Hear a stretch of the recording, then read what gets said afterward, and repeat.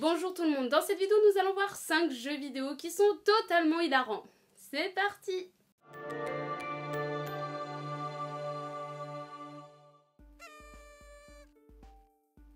The Stanley Parable est un jeu vidéo de fiction développé par David Braden et William Poop.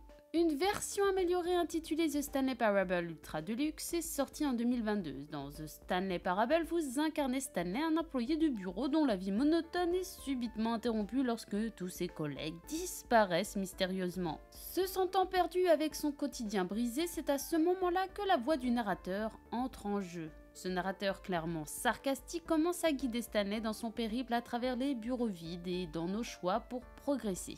Et c'est ça qui rend le jeu très hilarant, car peu importe ce que vous choisissez, le narrateur commentera vos actions ironiquement et avec plein d'humour. Le jeu se moque totalement des attentes typiques des jeux vidéo et des joueurs dans les jeux habituels. Mais attention, même si c'est fait avec humour, le jeu soulève aussi quelques questions plus profondes sur le libre arbitre et le contrôle par exemple, et la signification de vos actions.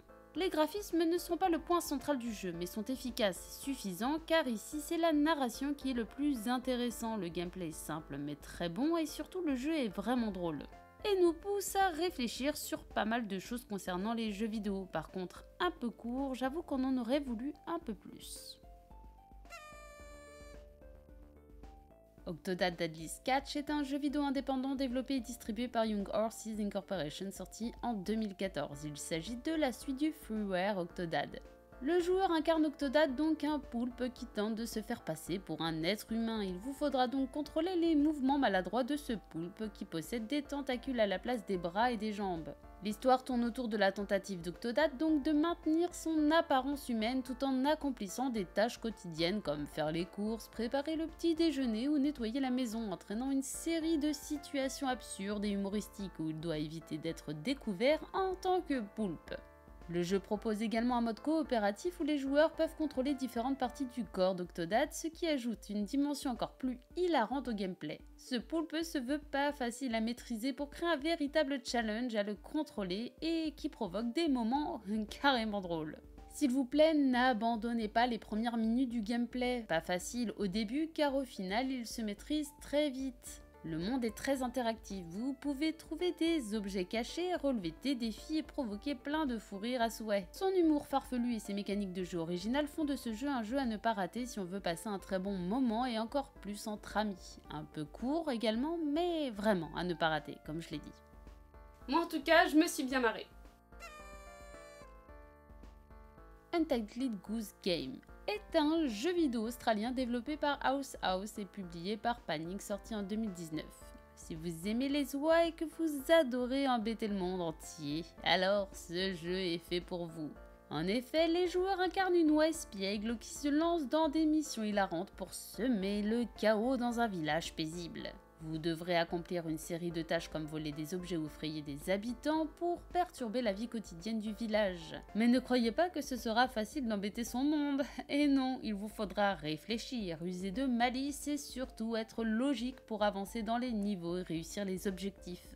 Avec son level design soigné et efficace, on passe un agréable moment en tant que professionnel de l'enquiquinement, histoire de bien décompresser. De plus, la bande son est juste géniale, de quoi bien s'ambiancer également. Castle Crashers est un jeu vidéo indépendant développé et édité par The Behemoth, sorti en 2008. Il a été remasterisé, donc il est véritablement remis au goût du jour.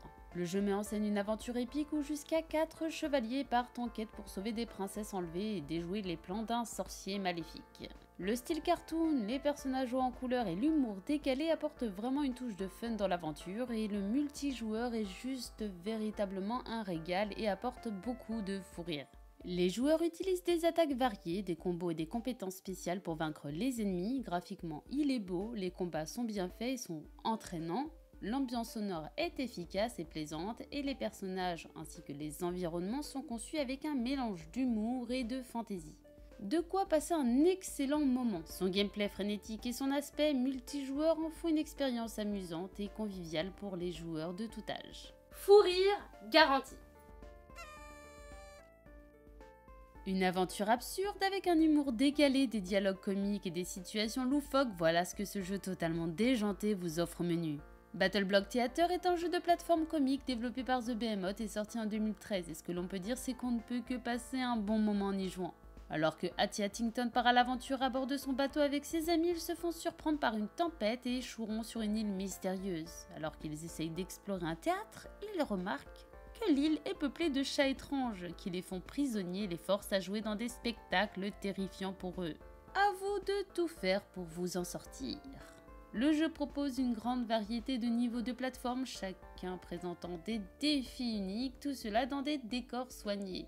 L'humour est une composante essentielle du jeu avec des dialogues comiques, des animations excentriques et des situations absurdes tout au long du jeu. La bande-son est juste totalement adaptée à l'aventure, le gameplay est juste jouissif et d'une grande maniabilité, et en plus si vous êtes du genre perfide et sournois, vous pouvez même vous en prendre à votre compagnon de jeu histoire de bien vous marrer entre amis. Et avec l'éditeur de niveau, vous pourrez concevoir et personnaliser des niveaux de plateforme uniques et ça c'est cool. Avec un mode arène et des mini-jeux, vous avez de quoi passer beaucoup de temps sur le jeu et ça pour notre plus grand plaisir. En solo ou en multijoueur, le jeu est génial même si j'ai une préférence pour le multi. Voilà pour cette vidéo, j'espère que vous l'avez appréciée. Si c'est le cas, n'hésitez pas à mettre un petit pouce bleu, à la partager et à vous abonner. En attendant la prochaine, je vous dis bonne game à tous, bye bye.